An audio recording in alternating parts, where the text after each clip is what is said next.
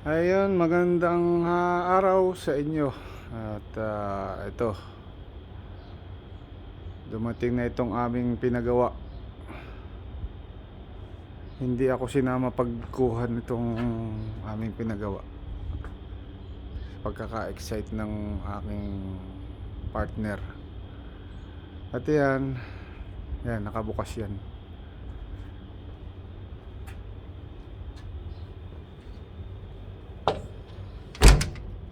Yan. Ano to, naka powder coat.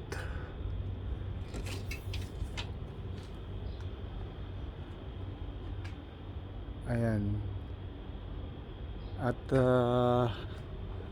ito nga, gaya nung nasabi ko nung una, hindi ako naging satisfied sa, pero maganda naman siya. Hindi naman siya pangit tingnan na totally pangit ba.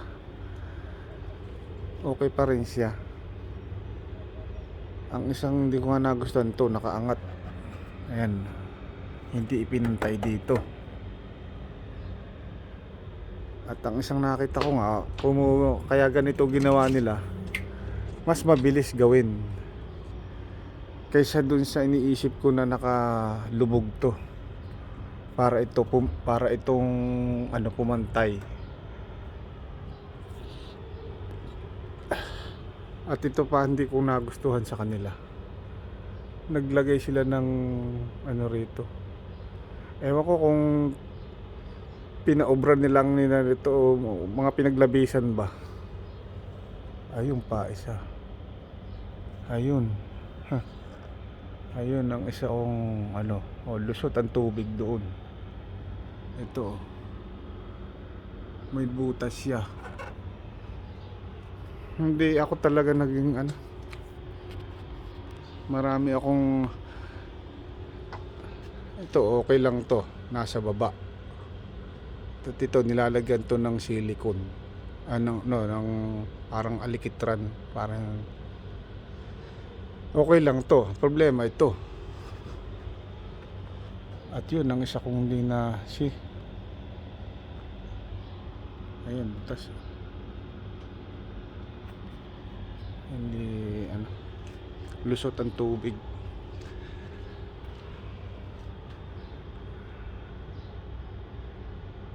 Kung titingnan mo siya ng biglaan, kumbaga hindi mo susuriin, okay lang. Ayan. Pero kung susuriin mo, may marami kang makikitang hindi ito, gaya nitong lock na to. Ayan ang isang sinasabi ko sa yan ang isa kong na rito.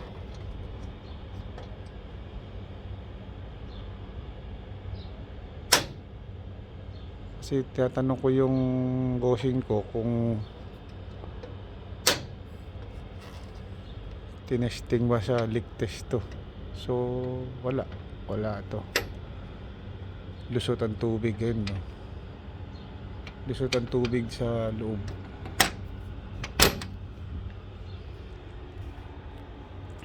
Ewan natin kung anong mangyayari. Hindi pala siya water resistance.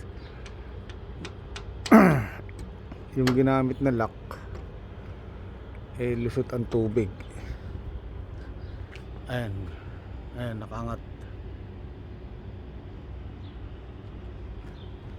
Kasi kung sa akin pananaw, kung Pilipino ang didiskarte nito, hindi ganito gagawin Gaya ko, ito manipis lang to. Kung Pilipino ang didiskarte, lalagyan ito ng lupi para maging matigas. Kaya ito hindi pwedeng isa lang nilagay nilang stand. Kasi ewan ko kung bakit. Pwede naman nilang lagyan ng rito, gaya nito. Kasi kung dito mo hahatakin yan, kung dito mo hahatakin pa ano, wala na. Mababaliko. Mababaliko pag dito mo hatakin. Kaya kailangan pag magbababa ka dito sa tapat ng stand.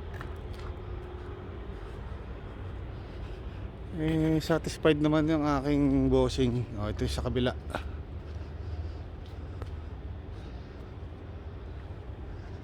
Kung diskarte ng Pilipino to, naniniwala ako mas maganda, mas pulido. Ito bend rin siya, naka-bend. Kung diskarte ng Pilipino ang ano nito, hindi pati gaya na yan, no, hindi pa sinakturon. Ewan ko ba kung bakit tinabas nila ng ganun. Pwede naman gumawa ng template bago tabasin. Bakit kinapos pa ron?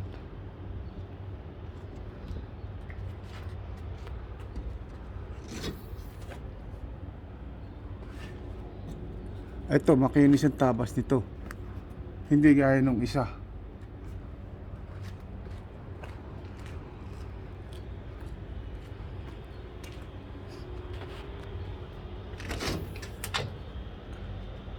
Ito. Oh. Yung kabila, okay. Ito trabahong minadali. Kasi kung sa Pilipino, hindi ano to, hindi acceptable, kumbaga. Ayan. Ito pa, wala siya sa align sa frame na to. Ito, tiyan mo, malaki rin ang ano rito. Tapos dito, ang liit. Hindi gumitna ito.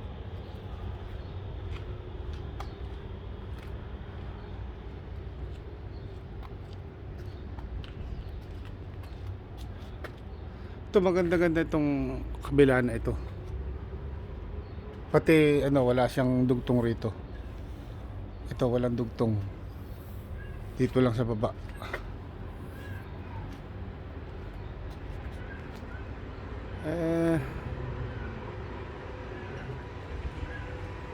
Ito talagang lusot ang tubig rito eh. Hindi siya waterproof totally.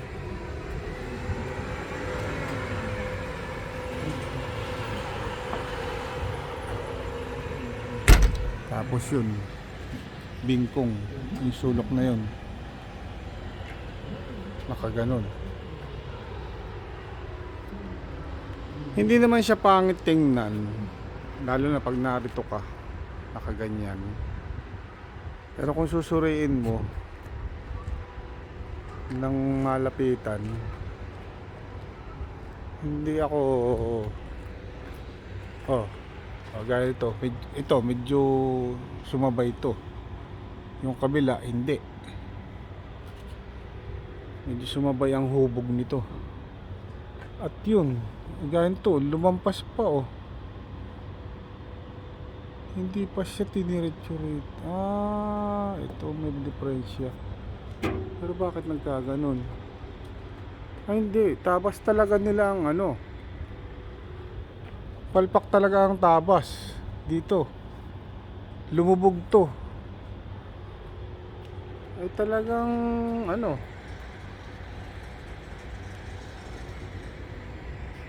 kumpara sa kabila.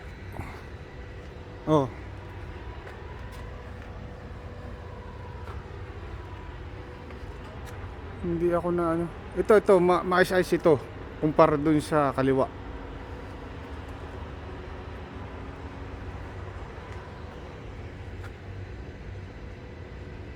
Ito lang, bakit tilagyan ng sapi doon tapos meron doon?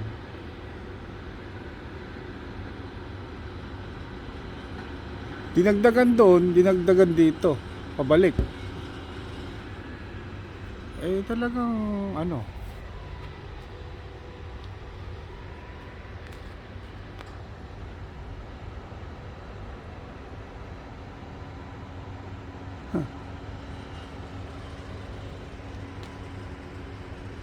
parehong pareho siyang dinagdagan ng sapi ng spacer. Bakit hindi na lang tinanggal ang spacer?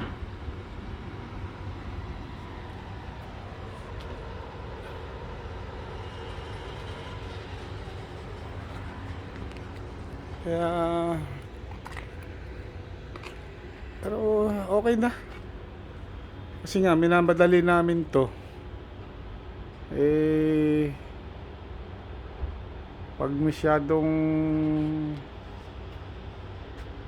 papupulido namin to, eh pero dapat hindi na siya sumablay dito. Ito mo. Kitang kita naman eh. Unang-una, bago sila nagtabas nito, gumawa sila ng template. So hindi sila maliligaw pagtatabas. Ewan kung bakit nagkaganon pa.